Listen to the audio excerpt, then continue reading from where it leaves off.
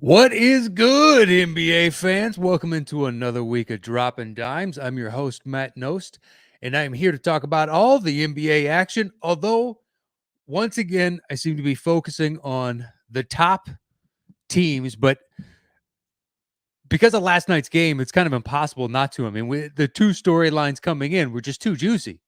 I was looking forward to it all day. I hyped it up so much. I got my wife to watch last night's epic showdown between the Warriors and the Suns in Phoenix last night.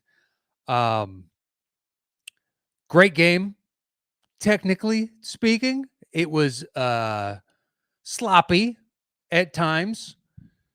It seemed as though like watching as it was going on and watching the Warriors um, kind of just throwing the ball away left and right, and Steph having a bad game into the first half, you're like, wow, if you weren't paying attention to the score, you would have assumed that Phoenix was up and up large.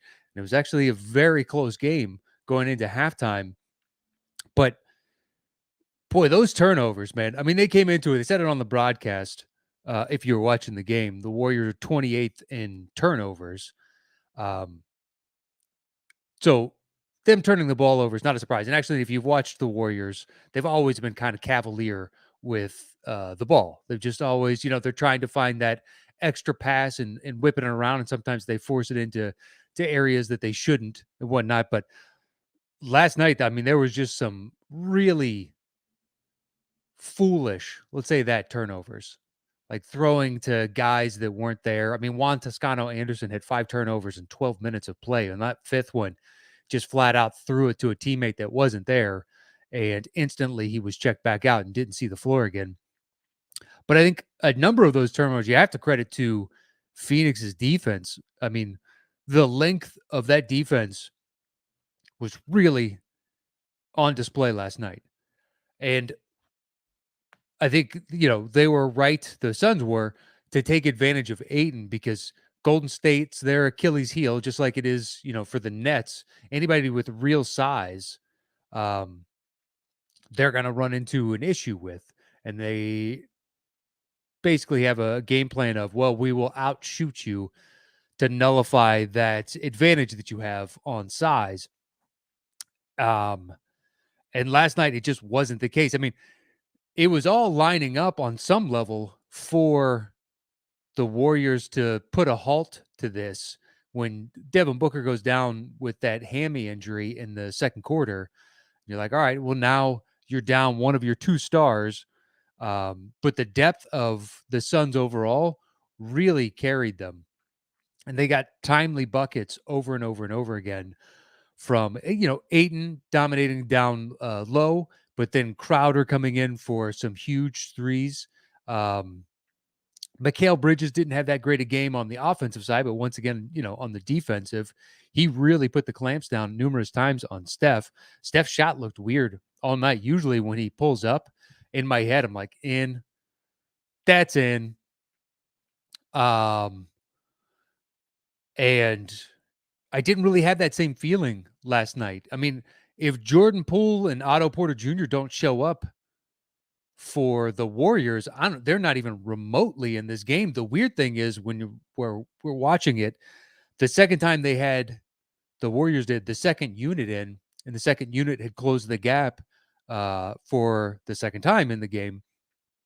I was of the inclination that Steve Kerr should just ride them, keep Curry on the bench, keep Draymond on the bench, and let this second unit just go out and continue to compete because they're taking it to the Suns. And, a testament to Chris Paul, because when it came down to fourth quarter, just that methodical nature, hunting, probing, finding the weaknesses in the other team's defense.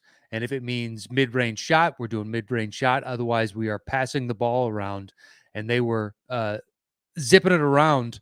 And it was a great team effort by all involved. I mean, you could take it, look, both teams were operating from somewhat of a deficit. I think that's the worst game I've ever seen Curry play, like actually watched start to finish. And he had that one game to start the season against the Lakers where he shot relatively same, but he also got to the line 9 times as opposed to last night's, I believe, was only once. And he also, in that Lakers game, still put up effort or still managed to get numbers on assists and rebounds. Whereas last night, I mean, he shot 4 for 21, 3 of 14 from three, one free throw. So there it is. He had 3 boards rather, 2 assists, a steal, a block, and 2 turnovers. But I mean, that's a exceedingly lackluster stat line. And you couple that with Wiggins was having back spasms, was out there playing. So there's part of you is like, you can't complain if you're going to be out there and playing. But his shot didn't look good anytime he was going up with it. So they were really reliant on Jordan Poole and Otto Porter Jr. to keep them in this game. And for as well as Jordan Poole shot, it was 9 to 15 overall, 6 to 12 from three. Man, there were a couple times where it's just like, hey, I don't know about that, Jordan. That shot doesn't, I'm not sure you got that one in your bag. Pulling up from Curry land. And the thing is, you don't trust anybody to pull up from Curry land until you see them do it enough.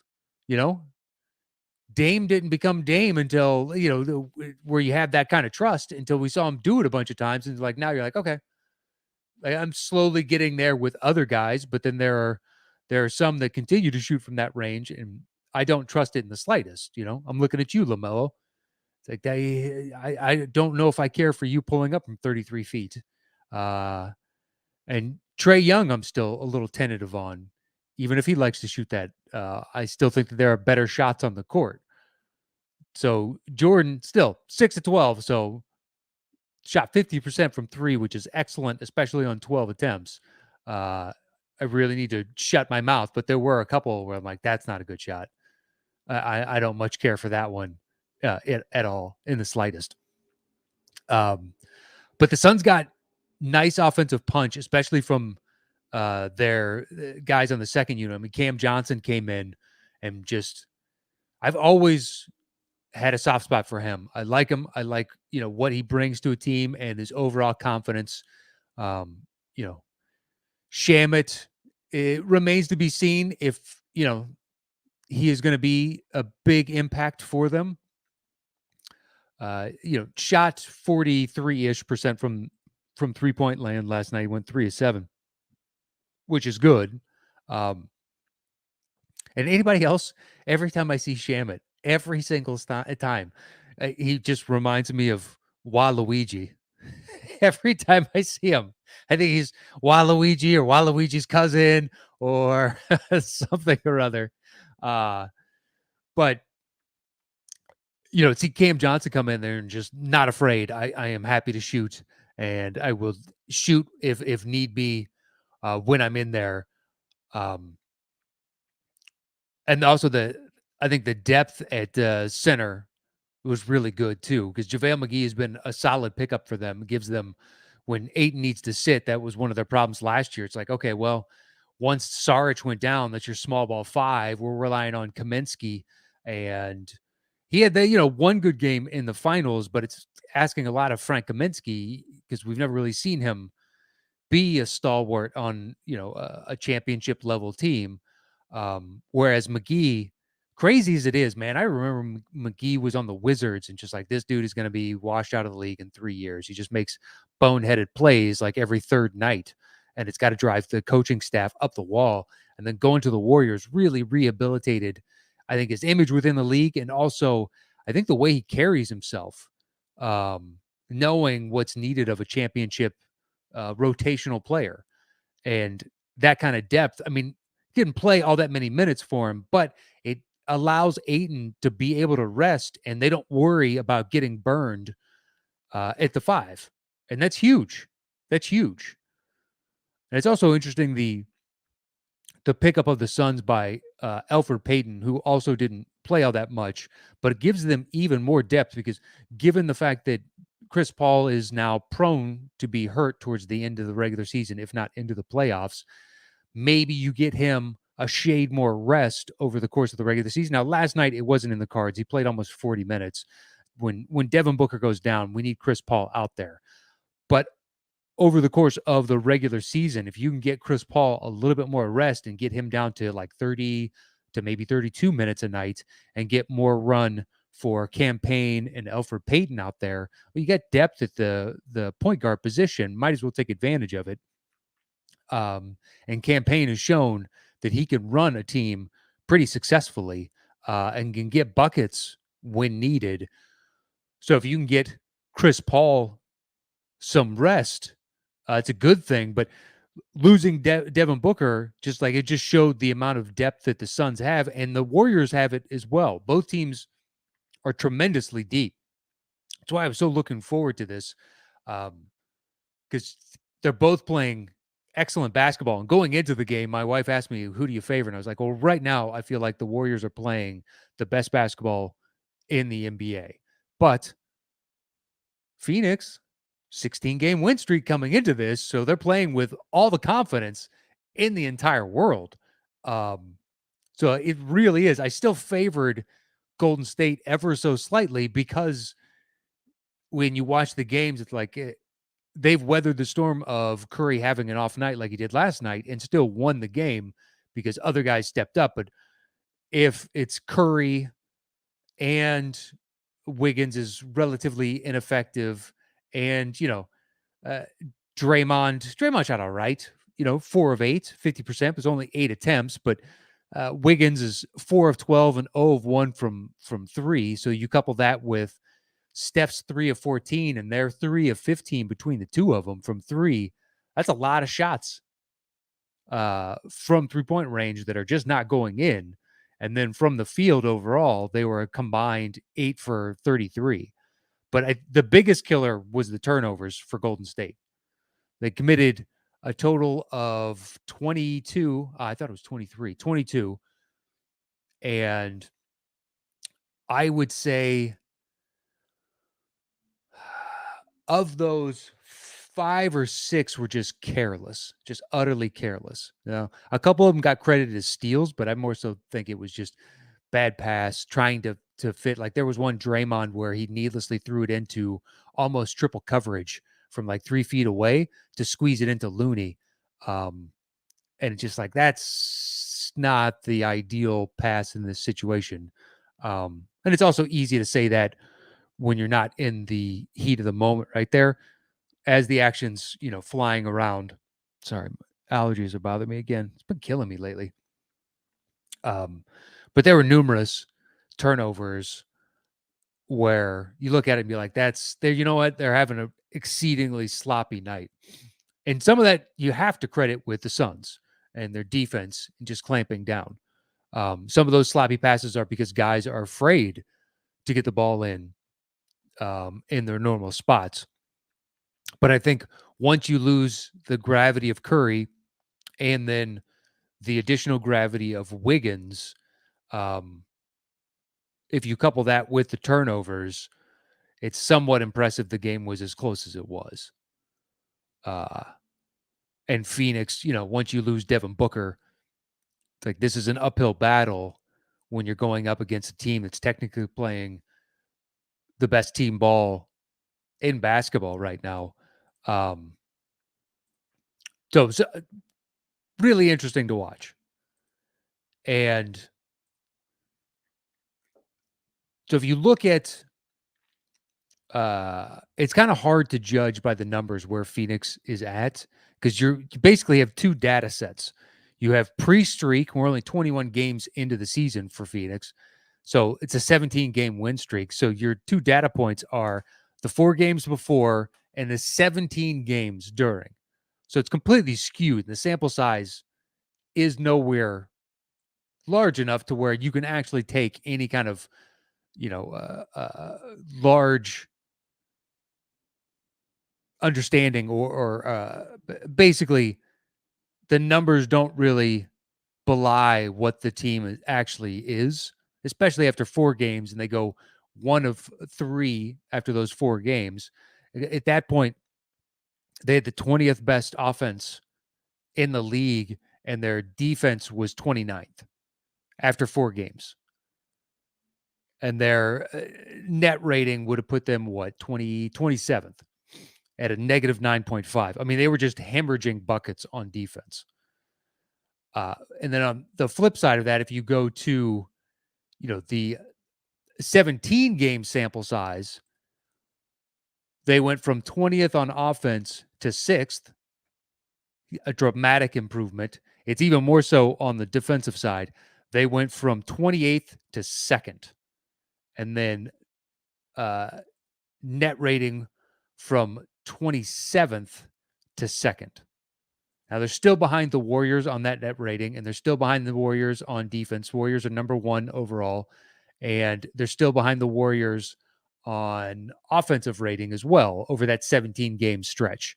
Technically the Jazz have the best offense during that stretch. It's just their defense has given up 8, almost 9 more points a game than the Warriors. But offensive rating, it's Utah, Golden State, Atlanta, Brooklyn, Portland, then Phoenix. And Phoenix is a respectable 112.2 offensive rating. So it's not like it's a dramatic difference, because number 1 is 115.4. So 3.2 difference between the two. But I mean, so to compare the two sample sizes is like, well, 4 games when they're coming off a finals run, and this happens to quite a few teams that go deep into the playoffs, and they're sometimes a little bit slow to start the season. Um,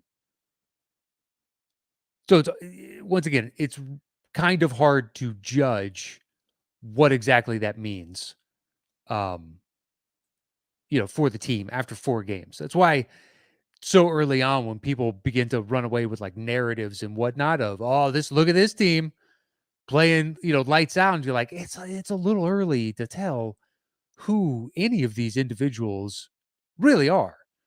But for Phoenix, look, 17 games straight. You can find a list on Wikipedia of the all-time, records. Number 1 is 33 games straight by the 71-72 Lakers. That could be a record that's never going to be broken. And it's nothing is impossible, but 33 straight games where you obviously don't lose is monumental. They went from the beginning of November to the beginning of January without losing a game. Is November 5th to January 9th. So it's 2 solid months where they didn't lose a game. That's going to be tough to match for anybody. Number 2 all time, they list the Warriors at 28, but the problem is they're counting the 4 straight wins of the finals of the previous season and the 24 to open up. In reality, it's 24. That's a 24 game win streak. This carryover from the previous season, I don't think should count. So personally, I think that's a 24 game win streak. The 2012-13 Heat at 27 games, the 07-08 Rockets at 22 games, and then you got the Washington Capitals from way back when at 20 games, but that one's a 5 from the previous season into 15 of the next, so that's really a 15 game. The 70-71 Bucks at 20, and then we have several teams at 19 and 18 and so on. So the next game the Suns have is against the Pistons. It's a very winnable game, but we have a rubber match coming up this Friday, and this time it's in Golden State. Phoenix comes back. And that's so good. Went from the most hyped, the game I was most looking forward to of the past couple weeks, following it up to, dear God, this is now just as big. Because will the Warriors be able to rectify that loss? Or will Phoenix continue their march to how many ever straight wins it is? So, I mean, if they beat Detroit, and hopefully they're not so foolish that they're looking past the Detroit to Friday's game against the Warriors. That'd be 18 straight wins going into Warriors of 19. And in 19 games, now we're talking about really getting into the elite of the elite of win streaks. And I'm not denigrating 17. 17 wins is a boatload of wins, but there have been 1, 2, 3, 4, 5, 6, 7, 8 teams that have done 17 wins. Uh, and then no direct 18 win streaks unless you want to count the previous year's playoffs into the start of the second season, which I don't like. I don't think that's a fair record. But if you get to 19, there's only 4 teams that have ever done that. 20, technically, by the way I'm counting, there's only been one that's ever done that. 22 is one, 24 is one, 27 is one, 33 is one. Now you're getting into the rarefied air of only specific teams have ever done this.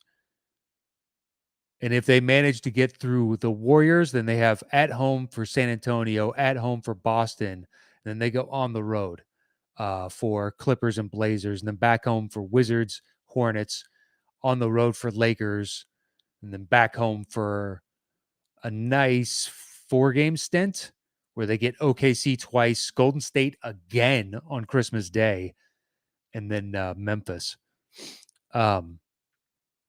So if they beat the Warriors again, and what if they run the slate until we get to Christmas and now it's the second best run of all time? Let's say 2, 4, 6, 8, 10, 12. Yeah. I mean, it'd be banana times 2, 4,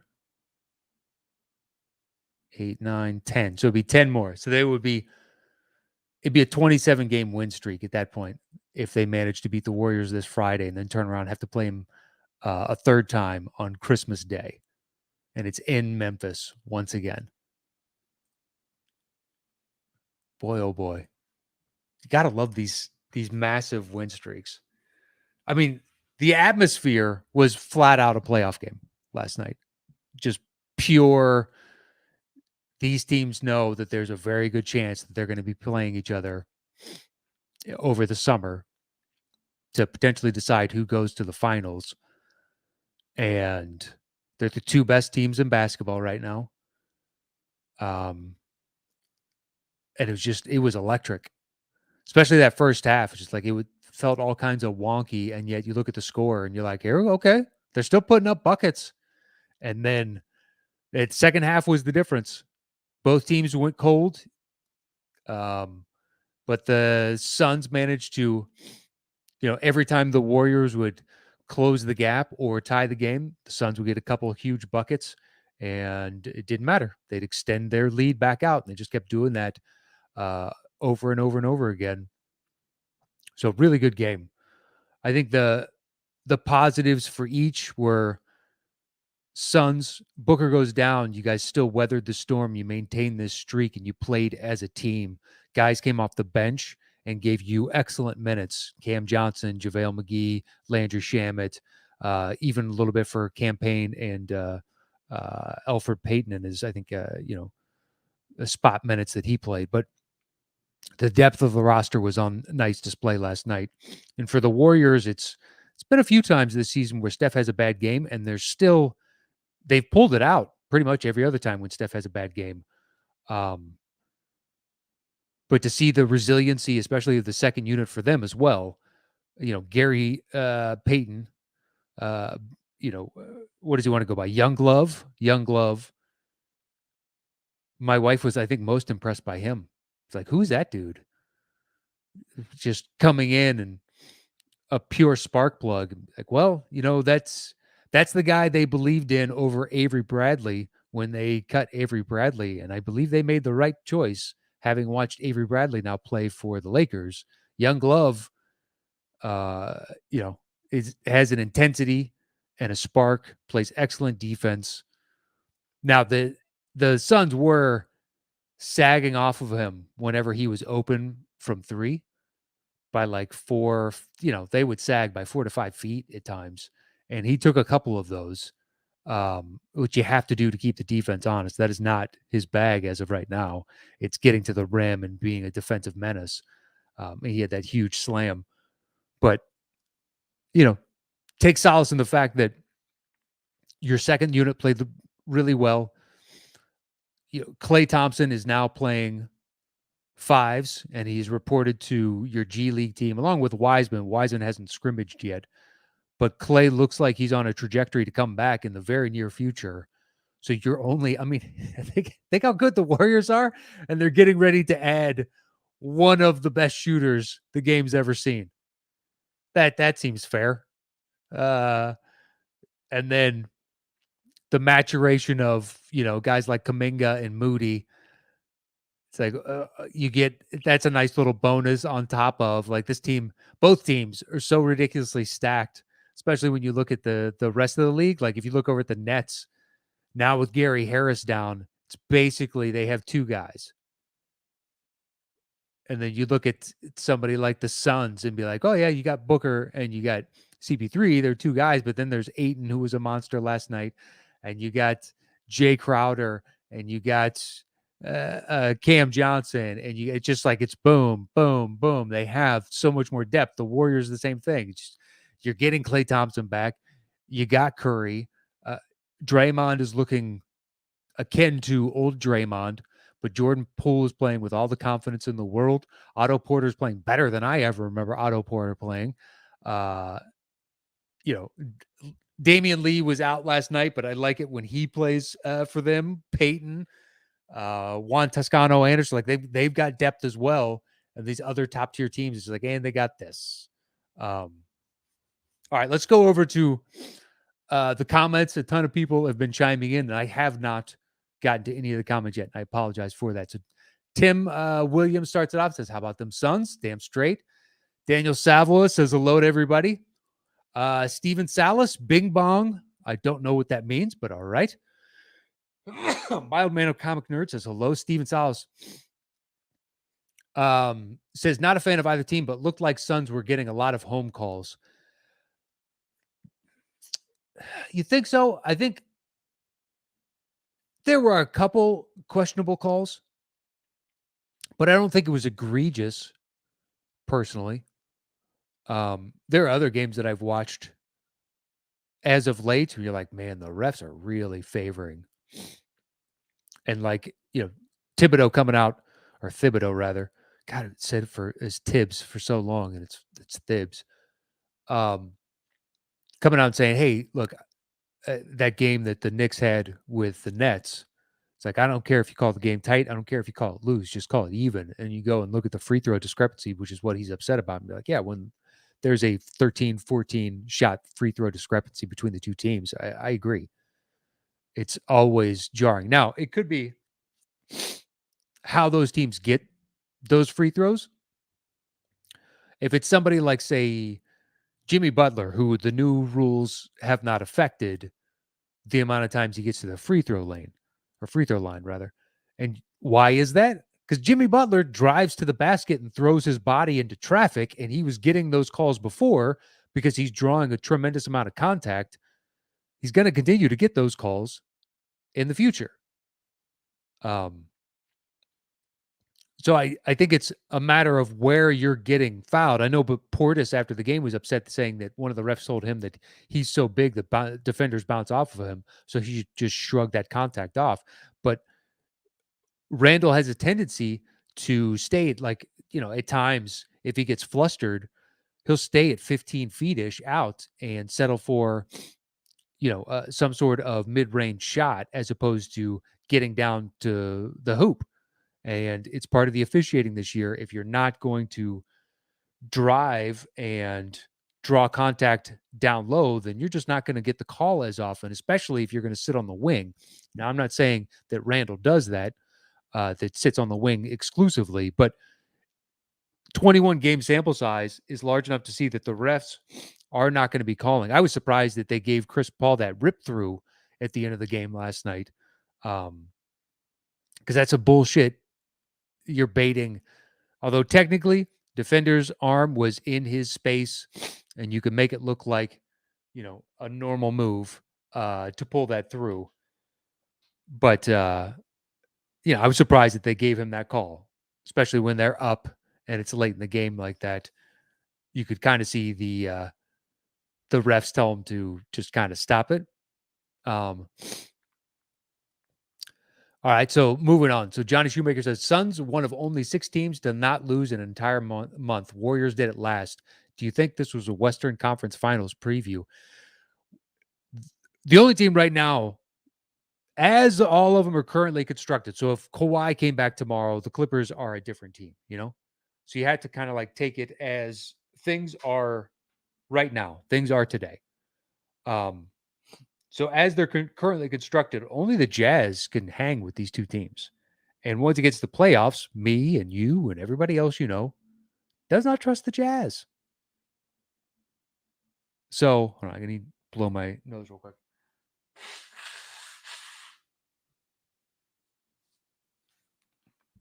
So it stands to reason that these would be the two odds-on favorites to make the Western Conference Finals. And if the atmosphere last night is indicative of what that series would be like, I'm all for it. Let's go. I hope it goes 7. Um, but we'll see. There's also trade deadline moves and who's on the scrap heap. Like Milwaukee just got Boogie Cousins. Boogie's not the Boogie of old, but at the same time, he gives them solid depth. And there were numerous times in the playoffs last year where he was a threat and he had to be respected. And so those slight little tweaks that teams can make, especially the upper echelon teams, and I don't know that either of these two really needs to do all that much, but the Warriors, once they get Clay back, is reintegrating him. They'll probably have some hiccups as that because he has not played again. I mean, the last time he played, Westbrook was on the Rockets, I believe. The 2 teams ago. Um, so it's been a while since we've seen Clay out there. So it's not like, hey, we're getting Clay back and it's instantly going to be the Clay of the 37 points in the third quarter Clay. Um, it's going to take time. So there are going to be some hiccups there. But I don't see, as of right now, the lay of the land. I think every other team, especially in the West, has a decent sized flaw to it. Like the Mavs are sitting in 4th place right now. But the biggest glaring problem for the Mavs, if you go look at the numbers, the plus minus for Luka is abysmal. Abysmal. He is top 15 worst, top 20 worst of all players eligible. This isn't separating out from minutes. This is anybody. It's negative 122, negative 120. So basically, teams are outscoring the Mavs by that much when Luka's on the court. Doesn't seem real, does it? And they're in 4th place. Yeah, Memphis. If you look at their overall team point differential, it's negative, and they're in 5th place at 11-10. That's the other thing. It's been 21, 22 years of Western supremacy in the NBA, and this year the West is really mediocre. It is exceedingly top heavy, and then a whole mess of teams that are all pretty average, and then a few teams that are they're near bottom.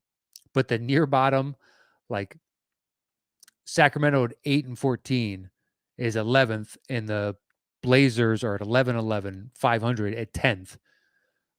But I think on any given night, Sacramento has a chance to beat them. I'd still favor the Blazers because I have more trust in their top end talent. But that being said, it's like with so many teams at a game over 500 in the West, it's like all of these teams have massive flaws.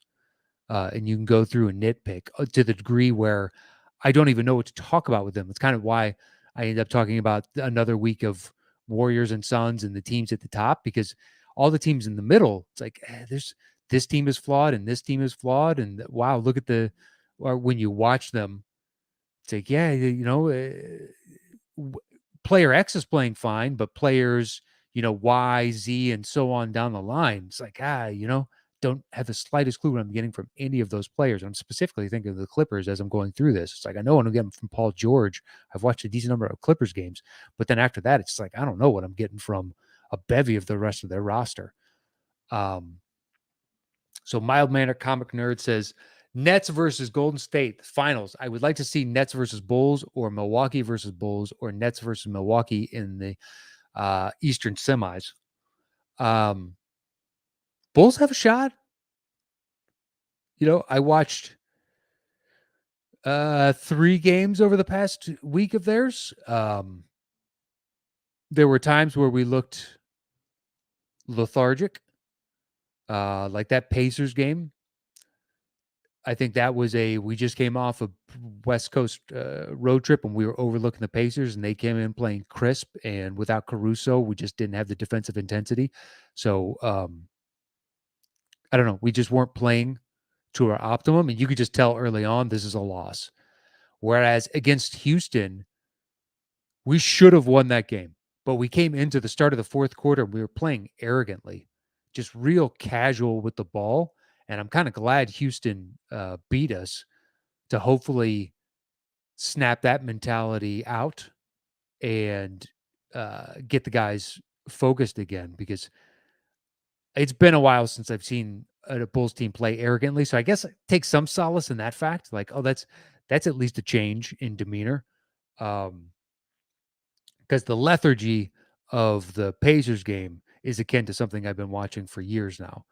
Uh, so to see arrogance was a nice change, but at the same time, it's not a healthy thing I'd like to be seeing all the time. But yeah, Milwaukee's another team. Once I get through the rest of these comments, it's another team surging right now, and they're gonna be near the top, if not the top of the East in short order. I mean, they've climbed to 5th. They're on a 7-game win streak. They're 8-2 in their last 10, but they're playing really good basketball as of late. All right, let's get through some more of these comments. Shoemaker says the Bulls are looking deadly and getting better. Vooch has his shooting back, and Zoe is taking a massive leap from the Pelicans. I think it will be between Chicago, Brooklyn, Milwaukee, and Miami for the East. Yeah, I think that's the easy assumption on those 4 as of right now. But Atlanta's starting to heat up a little bit. They're still lower in the standings, but they're starting to play more like Atlanta. Boston is up and then they're down, and then they're up and then they're down. So I can't trust Boston. New York, they just exiled Kemba out of the starting rotation. I'd be curious as to see how much time he gets at all, because the way Tibbs was describing him in making the decision, he was throwing dirt on his grave. He was doing it pleasantly, but he was talking like Kemba is dead. So they made the switch to Alec Burks, and Alec Burks had a great stat line. So perhaps that is a positive trend, and that will right the ship. It'll be interesting to see. But their second unit has been outplaying the starters now for a while. So it's like, why not just play the second unit then instead of the starters? Because Tibbs also has a tendency to ride his starters for much longer than other coaches. And if that team and that lineup is ineffective, it does take a sample size of X number of games to really get a feel for the team and how they come together. But the Knicks are returning a lot, the preponderance of individuals on their roster. So it's weird that they would need time to figure out their personnel compared to other teams like the Nets or the Lakers, because the Lakers have so many new guys. But anyway, all right. So people talking about some random other matchup. It seems like a little cross chat talk. I'm just going to jump right to the bottom. So Diamond Rattler coming in hot with some breaking injury news. So Devin Booker's expected to miss a few games with left hamstring injury. We'll see what a few games actually translates to. It's Detroit for sure, but let's see if Golden State is part of that few games. Bam Adebayo will undergo surgery after suffering a torn UCL in his right thumb. I had not heard that. And when Murray comes back, the Nuggets are going to tear everyone up. Michael Porter Jr. is done. And Murray will be coming back from an ACL tear. And before the start of the season, Murray was like, I'm still a ways off. So I don't know when, unless you have some sort of indication from Murray himself or the team as to when he'll be back. It might be too little too late at that point. They'll probably still be, hanging around and in playoff contention, like in the worst case play-in game scenario. But even with Murray back, I would be cautious of my assessment of them. And this coming from someone, if Murray had stayed healthy all of last year, I really liked them to win a championship.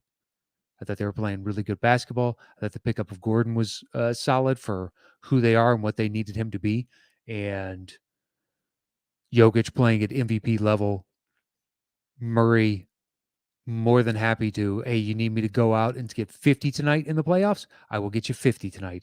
And to have that on your team playing with confidence and the two of them play really well together, it's great basketball to watch. And their youth, just like they can stay healthy, this team is going to be a real problem for everybody in the West for the next 2 to 5 years. And unfortunately, the health bug has hit them with Murray now being out and then Porter done for the year. And the abundance of caution, because they just signed him to that extension when technically they didn't need to. They could have signed him after this season. And I guess it's one of those, you do right by your players, but given his back problem history, part of you is like, well, the prudent thing might have been to hold off on giving an extension. But then you run into the players talk and you want to keep, the rest of the team from being disgruntled about how guys are being treated. You don't want to end up like the Celtics. So Professor Rhino just chimed in on the chat. I don't think I've ever seen you, Professor Rhino. And says, hello from Australia. What trade would you like to see most at the trade deadline? I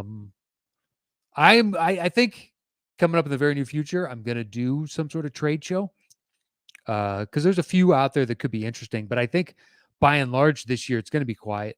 I don't think we're going to see. Ben Simmons is obviously the biggest name. It technically could be Lillard as well, but I don't see Portland moving on from Lillard until after this season. And then Ben Simmons, it's a matter of how much are they going to get in return and what can they get. But by him not showing up, he's tanking his value and he wants to go to a contender, but no contender is going to give up anything of real value to get him, I'm assuming. So I don't know. It looks as though right now, I have not seen. You'd see a decent amount of speculation. Oh, so and so is unhappy in their situation, and they'd like out. And there's a few names that you could float, like Jeremy Grant on Detroit, because Detroit's going in a different direction. So it kind of makes sense for them to move him to somewhere that could better utilize, and then they get some sort of draft compensation or young guys in return that fits more on the timeline with Cade Cunningham and Sadiq Bey and Beef Stew, who's trying to trademark. Isaiah Stewart is trying to trademark Beef Stew. But hey, I don't know. I don't off the top of my head, because there's nobody really sexy out there that you can't think of off the top of your head. It's like, will the Pacers split up Sabonis and Turner finally? I don't know. Will the Celtics feel the pressure to split up Tatum and Brown? I sincerely doubt it, but speculative at best. If Portland is going to tank it, would they try and get rid of CJ before they get rid of Dame? Makes sense, but who knows? Like there's a bunch of those. So maybe sit down once it gets a little bit closer to the trade deadline and have a trade kind of show. All right, let's move over to the Milwaukee Bucks, another team surging in the right direction. So for the Bucks, it came down to once they started off the year and they were up and down. I mean, they don't have Lopez back, right? And to start the season, Thanasis Antetokounmpo was getting time starting at center. And never in a million years did I anticipate that because it just didn't think you could rely on Thanasis to that degree. And they were playing all these different kind of wonky lineups, which given the number of guys that they had out, it makes sense. Might as well test it, see what we got. It's a long season.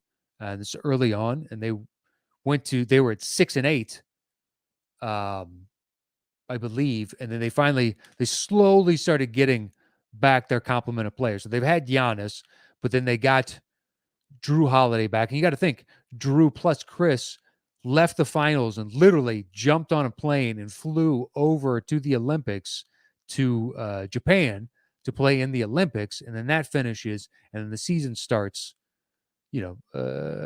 Training camp starts like a month later. So they didn't have much time off from a finals push into the Olympics and then season turnaround and starting right back up. So they didn't have Drew or Chris Middleton or Lopez on top of that to start the season. So they integrate Drew back in. You see a lot of positive signs. And then once they got Middleton back, they're on a 7-game win streak, and they don't even have Lopez back right now.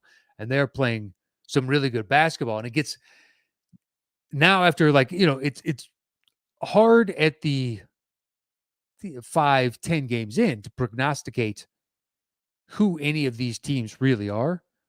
For this is a great example of that. This team is not as it's constructed. Anybody that was saying the sky is falling, which thankfully most people weren't doing with the Bucks, because they knew full well they don't have. They don't have Middleton. They don't have Holiday. They don't have Lopez, DiVincenzo. It's just like they're not the team that they are designed to be as of right now. And now as they're getting very near back to their championship roster, well, suddenly they're looking pretty unbeatable. They're 8-2 in their last 10, and they're on a 7-game win streak as of right now.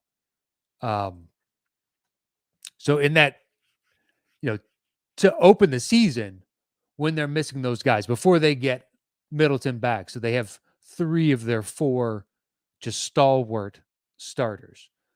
So before they get Middleton back, their offense was sitting at 16th in the league. Their defense, which is something they're usually one of the best at, just because they have so many guys that can test shots. And Giannis is a great Swiss Army knife, especially if he can roam and his defender, he doesn't have to worry about as much. But they were 20th in the league on defense, and their net rating put them at 22nd. They're just playing suboptimal basketball. And then since the addition of Middleton, they jumped from, 20th in offensive rating? Or no, 16th in offensive rating to 8th. So in this 7-game win streak with Middleton, boom, up to 8th. They go all the way to number 1 in defense during this 7 games. They're now the only team over this past 7 games with a below 100 defensive rating at 98.9. And their net rating is also number 1. And they're outscoring their opponents by 14.4 points per game. And it just, a lot of the other metrics on top of that are working in their favor. But here, they're sitting now currently at 5th position. And in very short order, I think they leapfrog a couple other positions, and they're up to 2nd in the very near future. Supplanting, like the Wizards are playing 500 basketball as of right now. And then the Heat and the Bulls above them at 2 and 3 respectively. I'm sorry, 2 for the Bulls, 3 for the Heat, technically. Bulls have a half-game lead on the Heat because they played one more game and they have one more win. But each is playing just above 500 basketball as of late. And look, the way either is playing is still playoff caliber and could potentially get you home game in the opening round playoff caliber type of basketball. But the machine of Milwaukee looks like, they've got oil in the gears. The tank is almost fully gassed, and they're about to become the Bucks again. And the question, I think, becomes, do they supplant the Nets? Because I had the Nets at number 1 and the Bucks at number 2 by the end of the regular season, just because I don't think the Bucks have the need or desire to be the number 1 seed overall anymore, like they seem to have in years past. But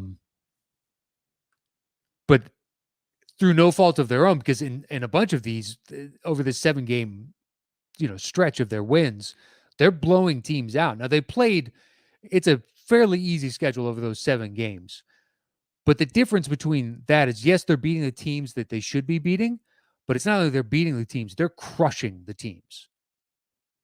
And that's the better sign. It's not oh, we escaped Orlando with a 3-point win. It's like, no, we beat, the Rockets by 12. We beat OKC by 16. We beat, like, you are handing guys big L's. And on the flip side, then you can also rest your starters. You can get back to that because Bud historically has not wanted to play his main guys in excess of minutes during the regular season. And then that trend would continue into the playoffs when you really need to ride your guys.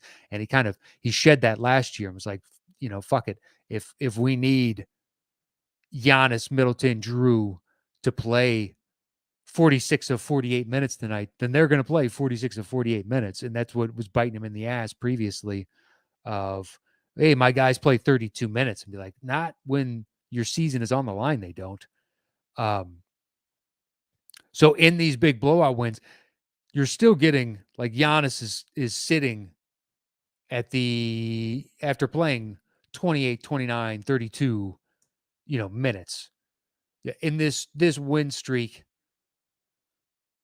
So they beat the Lakers by 7. Giannis played 36 minutes, right? And then OKC, the next one, they won by 7. Giannis plays 35 and change, almost 36. But then they beat Orlando by 9. He plays 30 minutes. They beat Orlando by 31. He plays 23 minutes. They beat Detroit by 21. He plays 31 minutes. They beat Denver by 11. He plays 30 minutes. They beat the Pacers by 18. He plays 32 minutes. That is right in the sweet spot of what Bud wants for Giannis and for his main guys. If we can get a huge win, and also you're playing somewhere in the ballpark of 30 to 32 minutes, that's ideal. Instead of having to play your main guys the preponderance of minutes and you barely eke out a win. And yes, I'm thinking of the Lakers as I say that. That numerous overtime game against Sacramento, I watched that. And then at the end of the game, it's just between LeBron, AD, and Westbrook, they played 150 minutes total. It's like, that is, dear God, you guys have no depth. No depth, at least you're willing to rely on. So the Bucks are playing some really excellent basketball, and be on the lookout for the Hawks. Those two and the Hornets are all surging right now and really eating into the leads of those above them. And you could easily see the Hawks leapfrogging and getting out of play-in game, or right on the cusp of out of play-in game in that 7th position in short order. I mean, right now it's a 5-way tie for 7 through 11. Every team is at 11 and 10, with Boston technically on the outside looking in.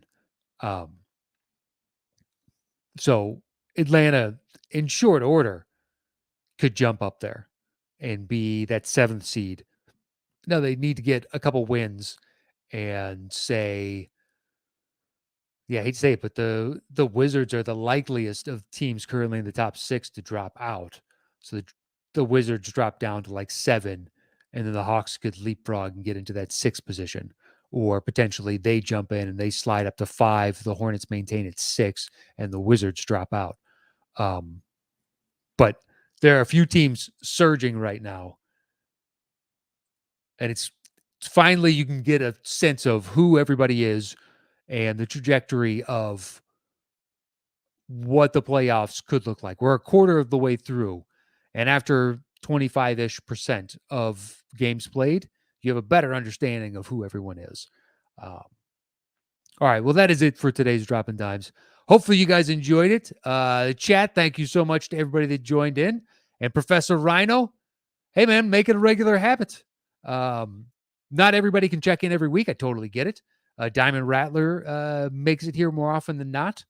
But there are weeks that I know he misses, just like any of these guys. But my thanks to Tim Williams, Daniel Savoy, Steven Salas, Mild Manner Comic Nerd, Johnny Shoemaker, Jake Cleveland, Diamond Rattler, I said you, Professor Rhino. Lively chat today. And hopefully you guys enjoyed last night's game. I'm looking forward to Fridays. And that is it for me in Dropping Dimes this week. I'll see you guys with another new episode next week. Until then, stay safe out there. Adios.